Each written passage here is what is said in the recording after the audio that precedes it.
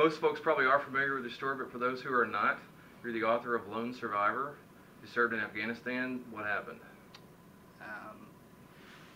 I am the author of the book Lone Survivor. I was a SEAL for almost 10 years. In 2005, I was deployed to Afghanistan, and on one mission set, a particular mission, a capture-kill mission, we were sent out to round up this one guy. And over the course of a day, our team got overrun by Taliban Al-Qaeda militia, and systematically we were overrun, and I lost 3 guys on the ground with me. And then after that, a rescue squadron, a QRF, came in to pull us out of there, consisting of about 16 members of another SF group, my platoon, and the helicopter squadron.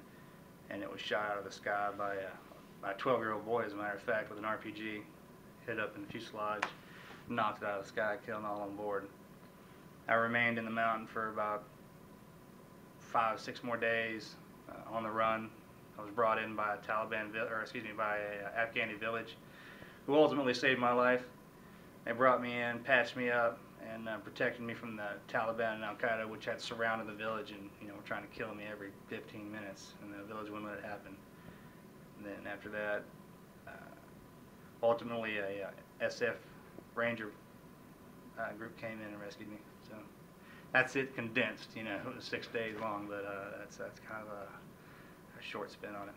Now, as a veteran, you're here supporting Governor Rick Perry for president. Why? What's the connection? It's a lot deeper than that. I'm a soldier. I really don't know. I mean, I know a little bit about politics, but I don't really follow it. My concentration is on one thing, and that's protecting the freedoms of this country.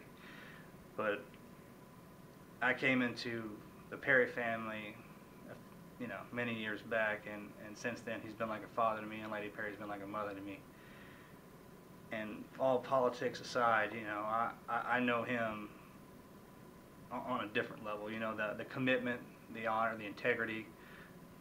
It's stuff like that that I think embodies what a president should be, and it's because of that I'm supporting him for president. I remember in the beginning, I know he didn't want to do this. He didn't want to run for president. He was happy where he was and everything. And I still remember the day we had the sit down where he said that he was going to do this. And I was a bit apprehensive about it, but ultimately, I think it was a good choice for him to step up and do the right thing and help this country out.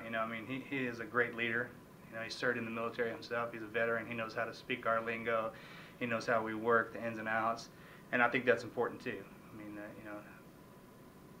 And he's done a great job of running our state. Texas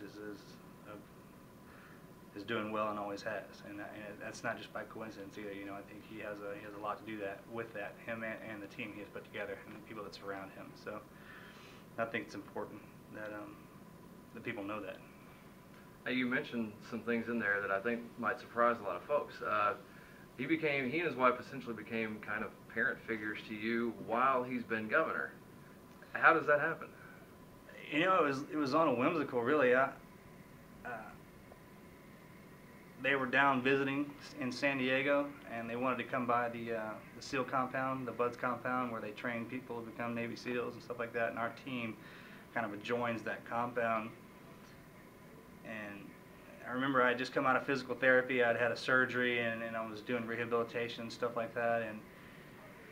And one of the commanding officers had come running down the hall, and he's like, "Hey, the governor's in town. He wants a tour of the compound, and we want you to do it." And I remember I was just like, because I was pretty senior then, and I was like, I ain't not taking some politician around. You to get some new guy to do that, no way. And he's like, "No, it's the governor of Texas." And I was like, "Oh, all right, I'll do that." So I got in my uniform, and the rest is pretty much history. Lady Perry, they didn't know anything about me besides the fact that I was a SEAL. I didn't really know anything about him besides the fact that he was governor. But ultimately, they opened up, their life to me, and they brought me in, and because of it, I'm a better man today.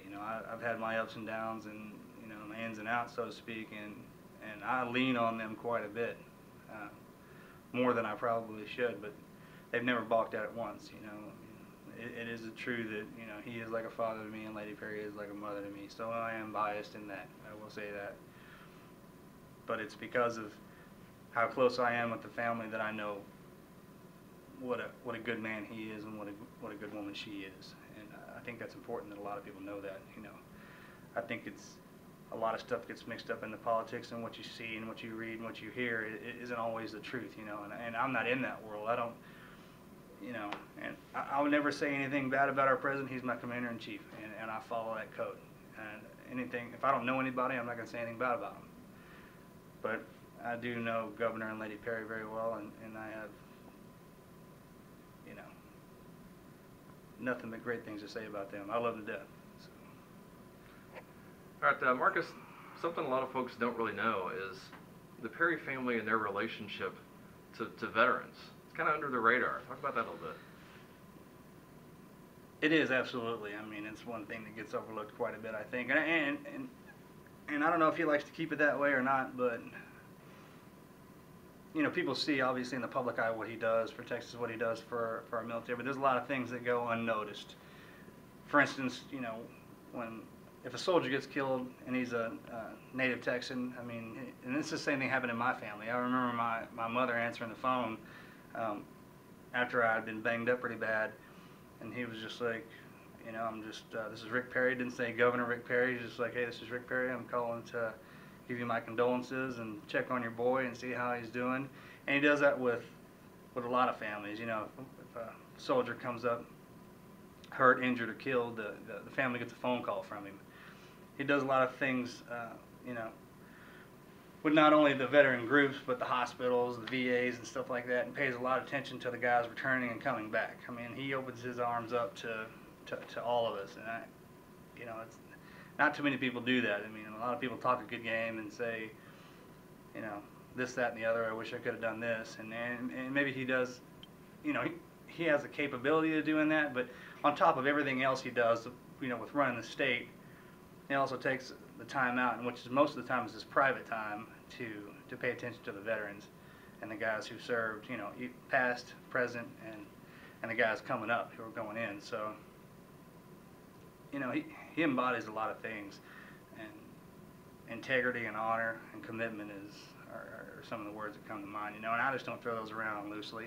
You know, I don't get out and matter of fact, anybody who knows me knows that I don't compliment anybody on anything really. So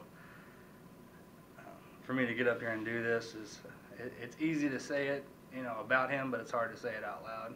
But he is that man, you know. He's the guy that goes above and beyond. And it's the critical things, the little things that everybody else overlooks that he notices.